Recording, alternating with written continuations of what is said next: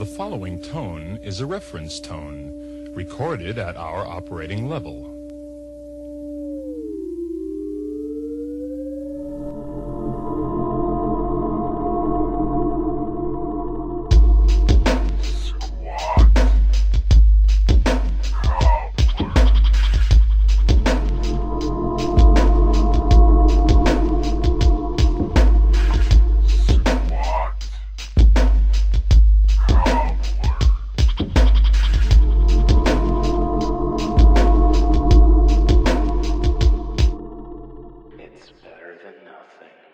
Hi, everybody, and welcome back to Squat Cobbler, episodes lucky number 7. I'm Kelly Toole at KELLYTHUL on Twitter. And I am Mike Belinsky at Official Pagan on just about everything. And this week we are returning to our parade through the Alice Cooper catalog. It's a tough start. Yeah, that's really the only thing with this, because you and I both love Alice. We're huge into these records. We have so much to say about so many of them, but we have to start with these two. And I think I can speak for both of us here when I say we're not the hugest fans of these first two records. I actually, though, upon kind of re-listening before the show to kind of be ready to talk more about it, I like this one a lot more than Pretties for You. I mean, I can actually listen to this one without a lot of effort. Right, and I think you hit on something really good there when you said without a lot of effort. I re-listened to Pretties for You before we did that podcast, and even then, I don't think I really said much about the actual album. I think I spent most of the podcast talking around the album, and this time there is some things that I'll actually talk about with the record. And I listened to it this afternoon after you and I had discussed recording this today. And when I listened to it again, really, really not anywhere near my favorite Alice Cooper record, but it's a much easier listen. Like listening to Pretties for You, even though I'd already heard it before and was listening to it again to prepare for the podcast, was actually tough to get through. I would agree wholeheartedly. And it's not like it's a long record. What is it, 35, 36 minutes? Yeah, if you make it through every song. That's how right. And that's the thing. It's not even a long record. It was like tough to get through that record. But they came back for round number 2 here. So to me, probably one of the biggest differences is, so they're not, next album is when they get Detroit rock, they get kind of serious about things. This is the transition from, this one is significantly less psychedelic. It's almost more folk poppy than rock, but it kind of pulls out. There's Still No Air, which is pretty much could have been on Pretties for You. That was my least enjoyed song on this one. But outside of that, for me, it was, I had forgotten. There are a couple nice moments in this, and then there are a couple tougher moments. Yeah, I mean, it's not, don't get me wrong, like, and I'm sure you'd probably agree with this too, this is not classic Alice Cooper by any stretch of the imagination. And I think we need to stress that to the Squat Cobbler listeners. It's more, this is so much better than Pretties for You. Not that we think it's a great album, it's just that Pretties for You is tough. That's not a record I would recommend unless you're already pretty deep into the Alice catalog, to the point where you have to hear everything. You want to hear it all, experience the full Alice Cooper library. That's when you bring up these two records. Prior to that, though, there's really no reason you guys should seek these two out.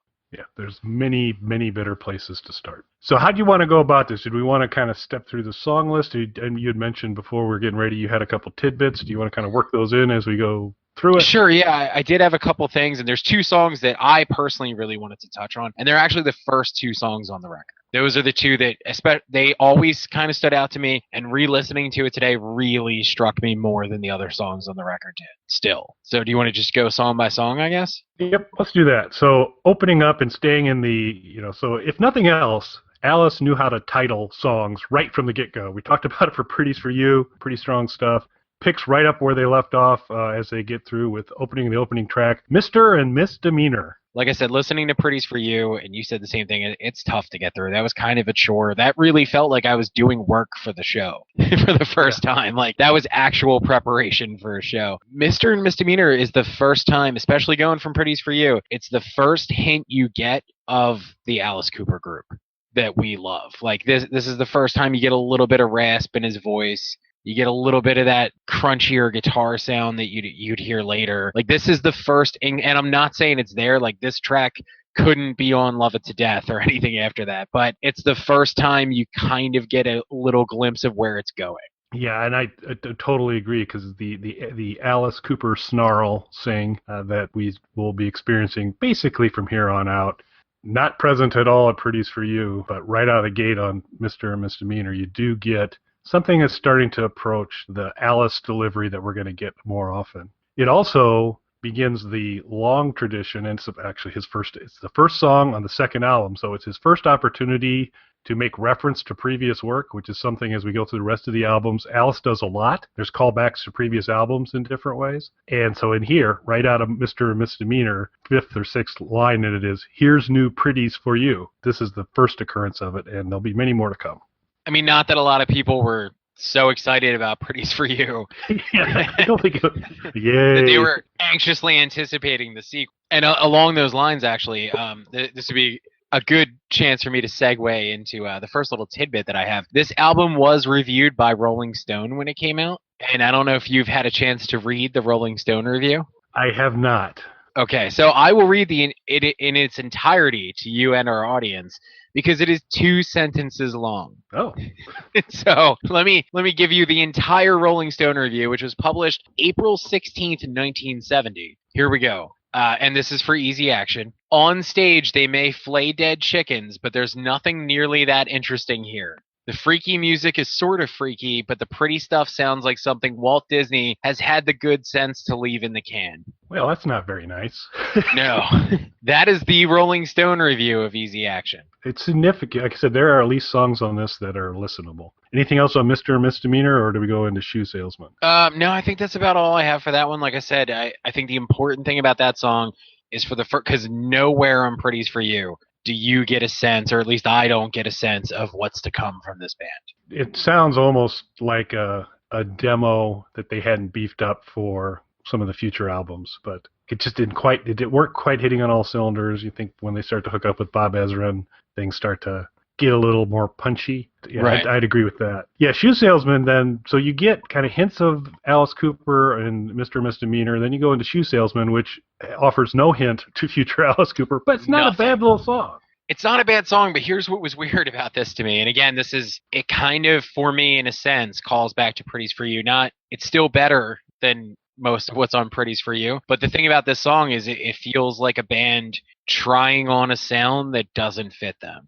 And that, to me, is what the entirety of that first record was. It was them, like, trying on psychedelic. It just wasn't for them. It wasn't the right fit for them. And this is them going into more of that sort of Brit pop sort of thing, like maybe an almost Beatles-esque kind of sound. A little edgier, maybe, than the Beatles, but definitely in that similar vein. And that was in my notes, was pop song, because it's very, late 60s, early 70s pop sound to it. But it's a nice, it's a nice little song, not too painful. Followed by Still No Air, which, as I mentioned when we started, should have been on Pretties for You, and I have nothing to say about it except my least favorite song on this album. Yeah, no, I think you pretty much summed it up.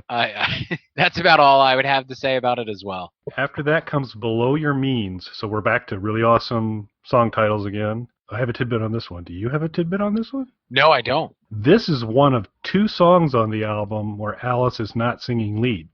Actually, Michael Bruce sings lead on Below Your Means. Alice is singing along, and they sing duet-y kinds of stuff in it, but the primary vocalist on Below Your Means is actually Michael Bruce. Interesting. And there's a little bit of, Alice likes to pull off more of a Jim Morrison vibe when you get to read some of the later albums like Desperado, when he does that off of Killer, where he does a pretty dead-on Morrison. This is Michael Bruce doing Morrison, which is Morrison-ish, but not quite. Yeah, another song that, honestly, pretty much the rest of the record is songs that, for me, just don't hit the mark, but aren't necessarily difficult to get through the way that the Pretties for You songs are. Yeah, I'd agree. I mean, later as we get deeper into it, so the remainders of the songs are Laughing at Me, Refrigerator Heaven, Beautiful Flyaway, and then again, great title, Lay Down and Die Goodbye, which should have been an amazing song, but it's an instrumental, and it also kind of sounded like something weak Zappa instrumental, or again, a Pretties for You retread. But Lay Down and Die Goodbye is a tremendous Alice Cooper group song title, but not so much as far as a song. Yeah, it doesn't really deliver on the song. And that was something you'd brought up with Pretties for You, that some of the the songs are, it was a record, I can't remember the exact way you phrased it, but it was a record that doesn't live up to the awesomeness of its song titles. Yep, pretty much, and that happened here. Although the gap narrows, on Easy Action. Oh yeah, don't, like, the negative things that I'm going to say about the record from this point forward. It is still head and shoulders completely above the first record.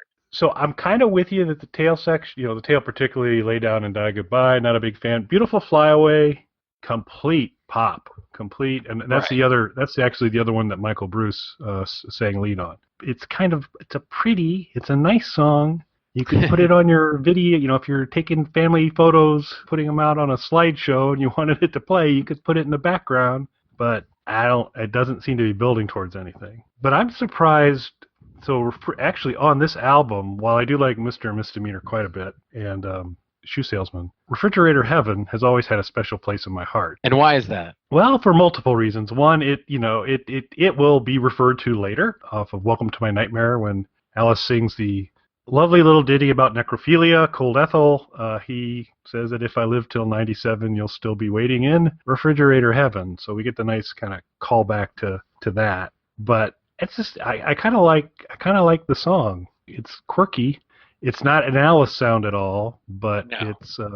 it's a fun song for me. So I actually enjoy that. I will, if that song happens to show up in a YouTube suggested videos, if I've been going through some Alice stuff, I'll give Refrigerator Heaven a listen. Yeah, Refrigerator Heaven's not a bad song, and I actually have a little tidbit about that. That's another one. That was included on a Frank Zappa compilation album. With Frank performing it, or No.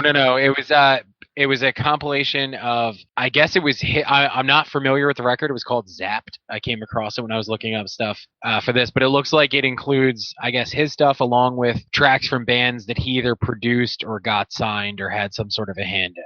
So like Wildman Fisher, the GTOs, that kind of stuff. That kind of stuff, yeah. And Refrigerator Heaven was one of the tracks on that compilation album. I think if you're looking through Easy Action, although Mr. and Misdemeanor, I think if you're looking to pull the relative home run, yeah, relative home run. I mean, it's the gem of the album for me. And it's not even because it's like such an amazing song. Not that it's a bad song. It's just because it's the first time you hear Alice Cooper, just a little bit. The Alice Cooper we know seeping through. I would agree completely. And what I will mention is that on Lay Down and Die Goodbye, final song on the album, it's an instrumental, but it begins with a distorted voice that the Squat Cobbler listeners will soon become very familiar with, because I'm going to take it and use it as part of our ending segment when we got our nice little intro. And we've never really had a good capper. We're nurture and support. Mel does a great job, and she's got the nice intro and the backer, and sometimes she grabs little tidbits and throws little Easter eggs for you at the very, very end of a nurture and support. We've not had a good finish yet. I took off of one of our earlier episodes, you going, and me saying, yeah, I did. I love Monster Dog songs.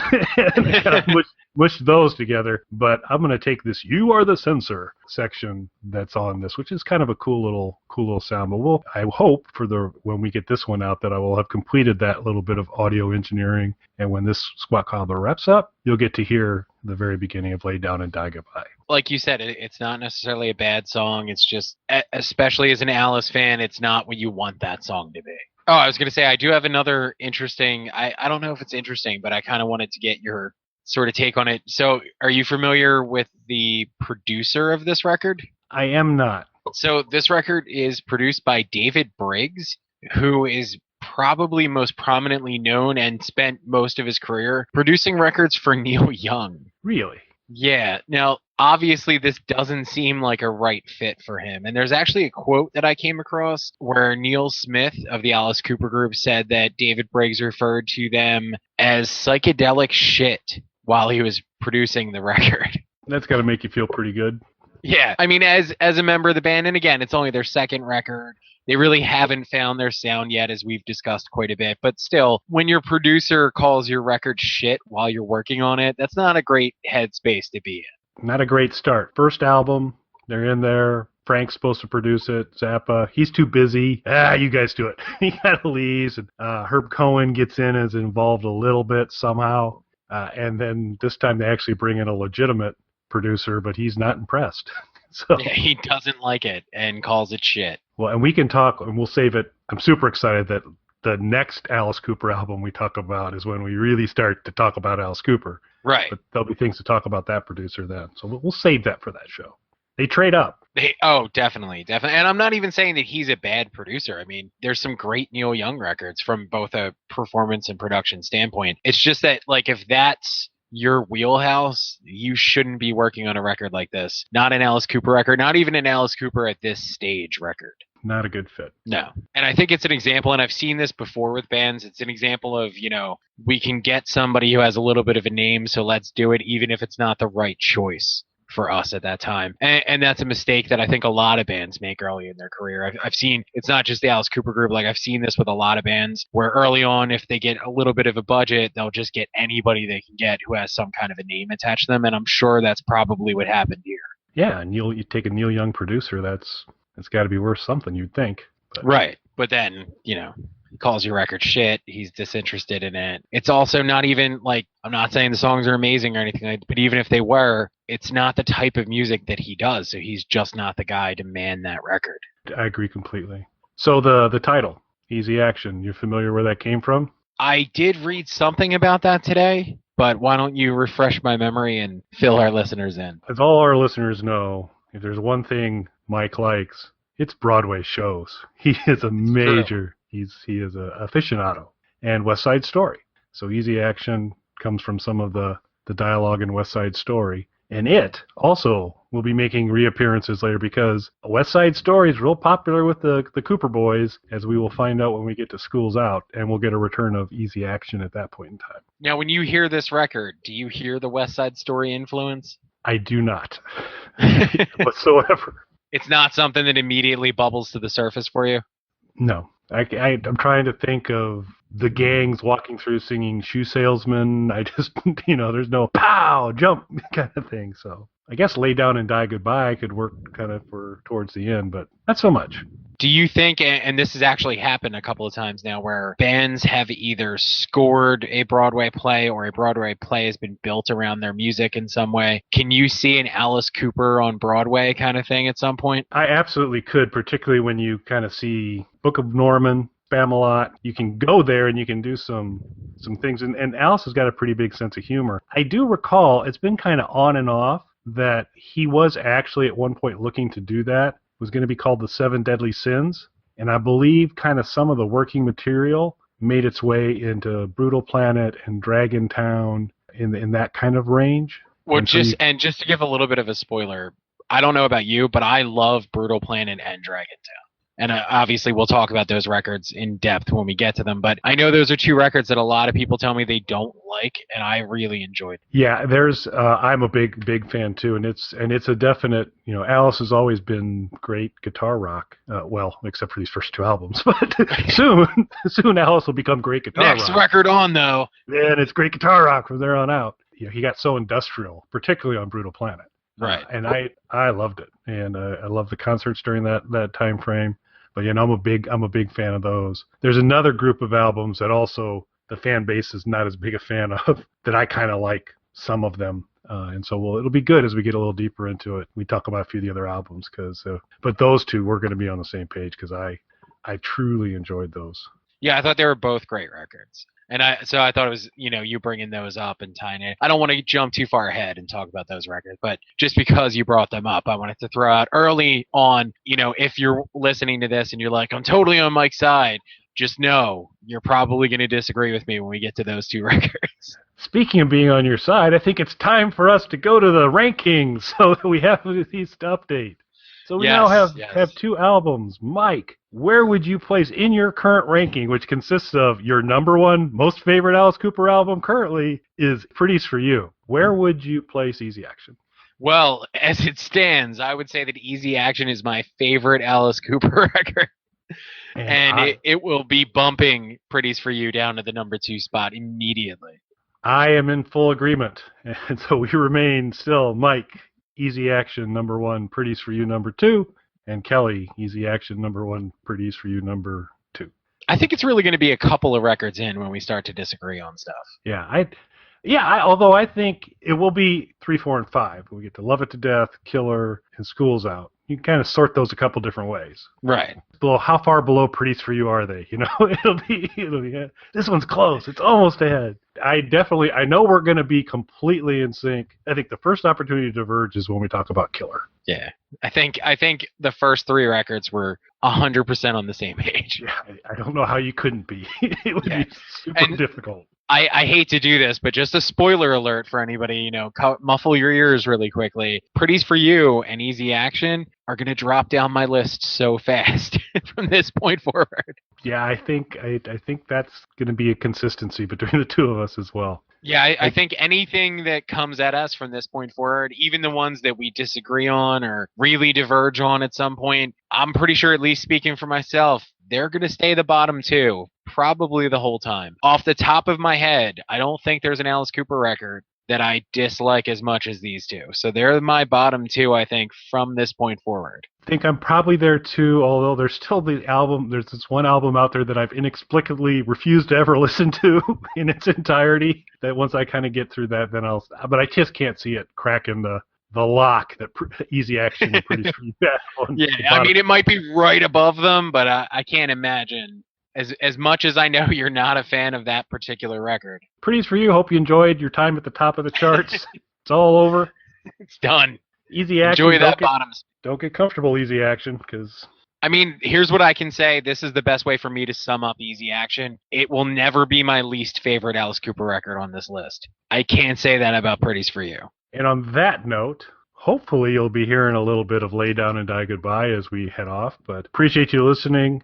I've actually seen, Mike, so from a Squat Cobbler YouTube consumption basis, the Alice Cooper stuff has done, the one Alice Kid was Pretties for You, has performed better than a lot of the other Squat Cobblers, so I think there might actually be some interest in this. So nice. It's good to hear. And even if there's not, I like talking Alice, so we're going to keep doing it. Yeah, I was going to say, I think we're going to run this through no matter what. Even if it was just us listening to this after it was done, I'm in all the way. Well, we will be back in a couple weeks with the next Squat Cobbler, which will likely be back in recommendation format. Will not be too long before, because now we're getting to the fun stuff, so I think it's been kind of painful to schedule the first 2. It's like, we better talk about it. But we have to. Now the fun begins. I have nothing else to add except thanks for listening.